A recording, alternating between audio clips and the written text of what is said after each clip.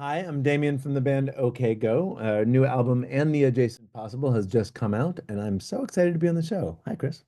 Fantastic. Damien, thanks for joining us today. Thanks for having me. My pleasure. So, as you say, OK Go released your fifth studio album and the Adjacent Possible back on April the 11th. So, it's only been a week, mate, but how's the early reception been? It's been fantastic. It's been so wonderful to get the music into people's brains. Be like, it's swimming around there in the ether somewhere, and we have to sort of like pull it out. It's like you don't write the songs, you sort of find them, there you divine them from the world, and then work so hard to get them into the shape that like you can share them with people. And then there's this arduous period where you have to like do the business stuff before it can come out. And I'm just so happy that it's finally out and people can like listen to it and feel the emotion. It's just not the only point of music is that sense of human connection. And it's so wonderful to like be getting real reactions from real humans now. Yeah, nice. So, can you dive into the album a bit deeper from a musical point of view for us and tell us what you're going for this time around? Well, I hope this isn't dodging the question, but it feels like this is the first time that we weren't going for anything. That we're like we actually felt comfortable enough in what and who we are that we just sort of were like, well, these are the things we like. And that was in part because but since the last album, our guitarist had kids, I had kids. Then there was the pandemic. Then I directed a film called The Beanie Bubble for Apple, and that put like several years between the records. And before we knew it, it had been so like even though we had never officially shut down the band or gone on hiatus or anything, we had taken enough of a step back that instead of feeling like like our foot had to be on the pedal, going like, what are we gonna do next? And what's the next sound gonna be? And what, like, we could just come back to it and just make and sort of recognize, oh yeah, we know who we are. Our flag was planted a long time ago. We don't have to plant a flag. Yeah, nice. You've released a single as Take Me With You, This Is How It Ends, A Stone Only Rolls Downhill, Going Home, and A Good Day at Last. So just say someone's just heard those songs on the radio. Is that a good sonic representation of the album overall? It's pretty close. I'd say I mean look, we're one of those kind of mixtape bands. Like we don't I have been jealous of other bands who always like, man, one of my favorite bands in all of history is Pixies. And as soon as you hear a Pixies song, you know it's a Pixies song, right? It's just like it screams Pixiesness. Whereas our a recent album, it's like there's songs that sound like they could have been Phil Spector circa 1962, and there's songs that could have been Nile Rodgers and David Bowie in the late 80s. And then there's songs that couldn't have been made until this year because of the sort of like insane electronic production in them. And um, hopefully what holds it all together is a particular type of a sort of a relationship to melody and of course my voice. And there's like I think it all sounds like it comes from one brain, but it doesn't have one.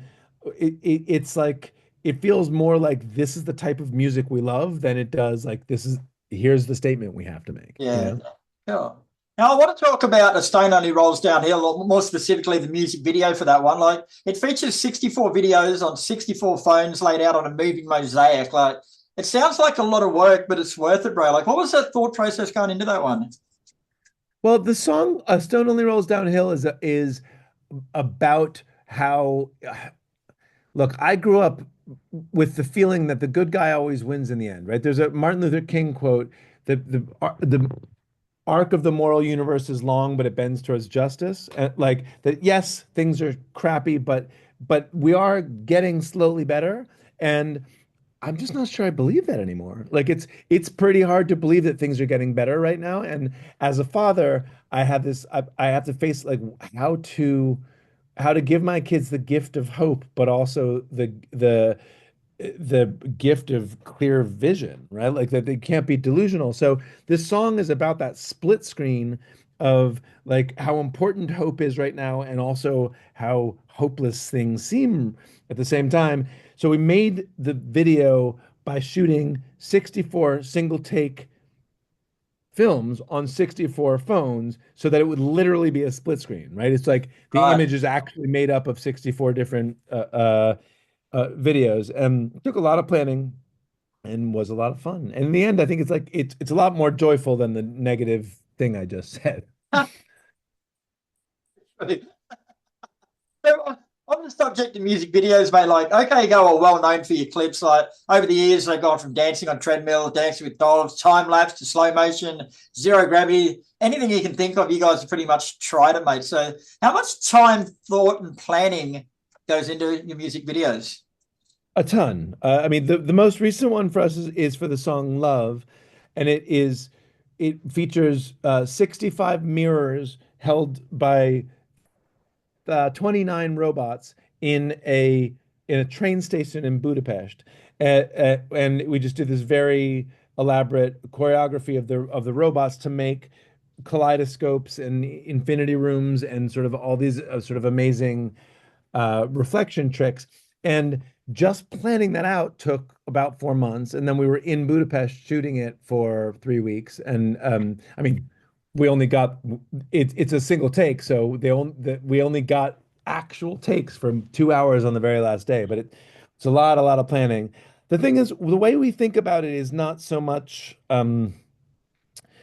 making a film as it is making an art project that can be filmed. We want people to be in the room with us. So it's all about making something that people can experience for real. And I guess that's just pretty different from, the standard way of making a music video, which is about filmmaking. Well, along those lines, bro, like, do you have an idea for a music video and then write a song based around that idea, or is it vice versa, or does Oh it? no, we're the songs are always come first, and I mean, there have been times when there's an idea waiting around for a video, sort of like one day we want to do something in zero gravity, if anyone will ever give us the plane.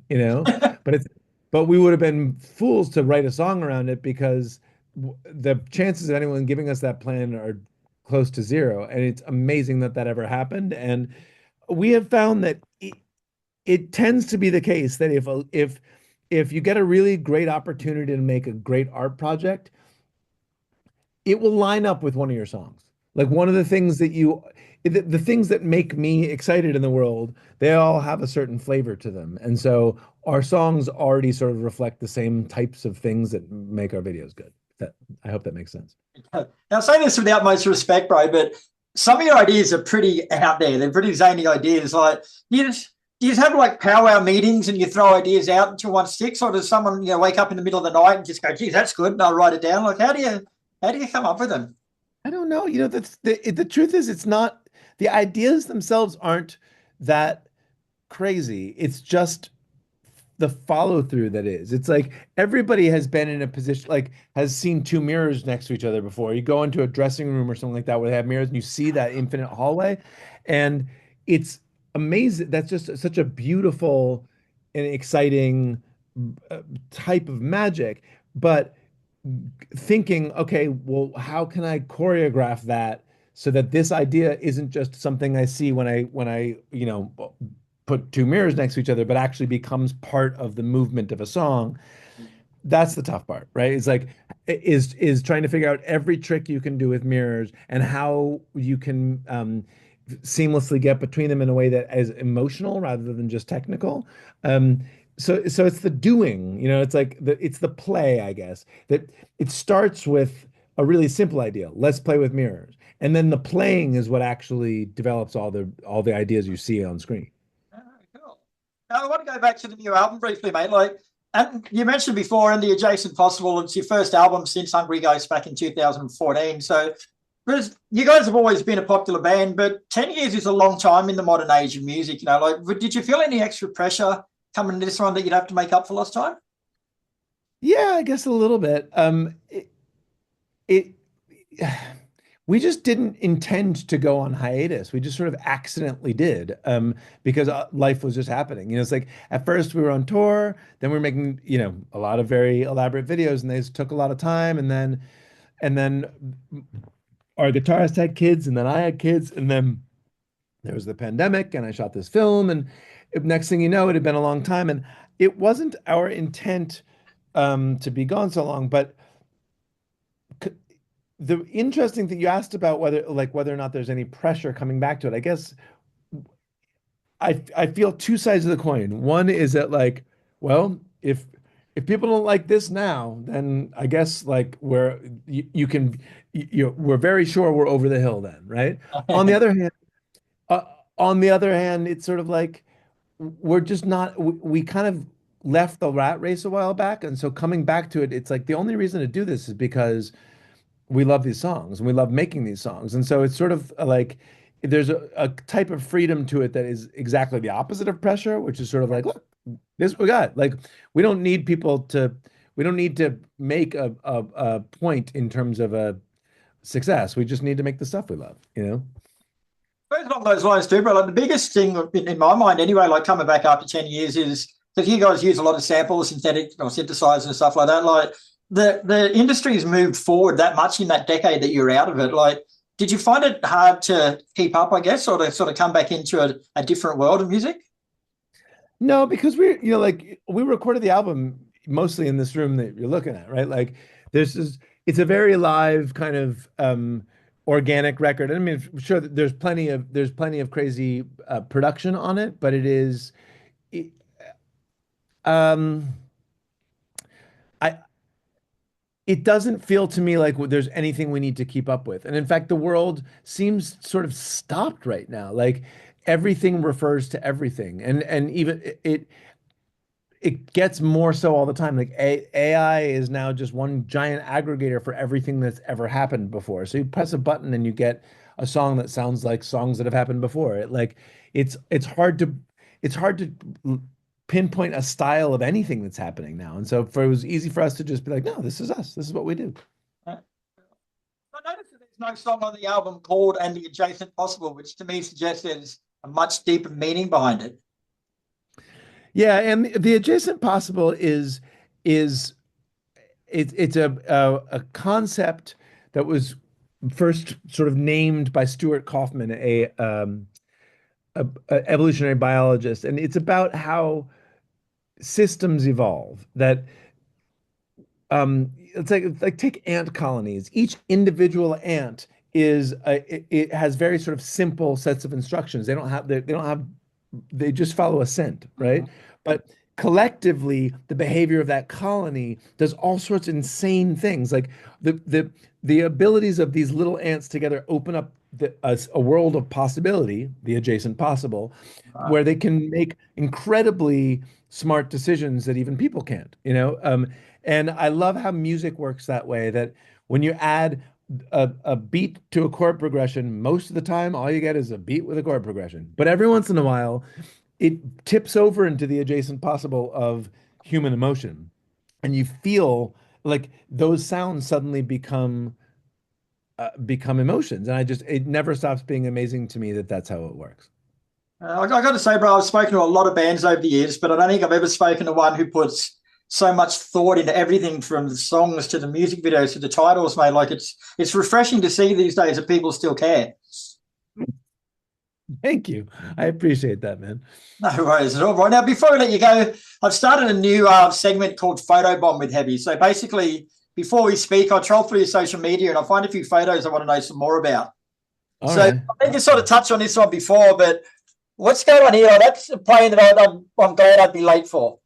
Yeah, that this is where we are starting to do testing in our in the plane that we used for our zero gravity view. Those are my shoes. So obviously I took that picture. I'm guessing we took it looks like Andy is mugging for the camera, kind of needs a haircut. It's good. And but actually, how was that experience, that whole zero gravity, bro? That would have been mind blowing. I loved it. Tim hated it. He was terrified the whole time. Um, Andy would have loved it if he had taken the anti-nausea medicine on the first flight. You really need to be on it the whole time because he was like, "No, I'll be fine." No, if you don't take the anti-nausea medicine, you will be a mess because it's like if you've ever had, if you've ever been seasick, it's that times a million. And Wow. I was lucky I didn't lose my lunch. Several members of the crew did. And you saw what happens to the paint balloons at the end, right? I mean, like, well, that's what happens to vomit too. Nice. Now, this other photo I found, mate, like I don't even know what to say about this one, so I'll just let you talk about it. Oh boy. Yeah. We had just made a video where what we were doing, we were trying to catalog every kind of movement we could by having just we just wore these suits against a backdrop of the exact same type of damask wallpaper so that all you'd see is the movement rather than the people. And we happened to do that, like I think the same week as this was either the VMAs or the Grammys, I can't remember. And so we're like, well, just wear our suits to the show. Um, and I think we won like we were on every worst dress list that year. If I wonder if I still have those suits. I think there's I mean it looks like it doesn't look like a kind of torture. It does. That looks awesome. Then that was the Grammys because there's a photo in the background that's been reduced. It says Grammys. Like, did you win anything? Did you have to give a speech in those? We did win a Grammy, but I don't know if it was that year. It was just 2007. We won a Grammy on 2000 in 2007. So that might have been this year. I would have liked to We've see you been make a speech nominated with that several times. mask on. Yeah, exactly. No, you know what I remember that like one of the people interviewing us got given the wrong name and they thought we were, oh man, who was it? They thought we were like Chumbawamba or something like that. Did you string him along so you were, or did you straighten him No, out? I just remember being like, you know that's not who we are, and but he thought I was lying, and then he just got so frustrated he gave up in the interview. I guess they wouldn't be able to see your face, so they wouldn't be able to tell if you're serious or not. Exactly. I was like, we're not joking, we're not joking. All right, Damien. Well, thanks very much for your time, bro. And the Adjacent Possible is out now, and she's an absolute pearl of a slab of music, mate. So well done on that, and best of luck Thank with you it. so much, man.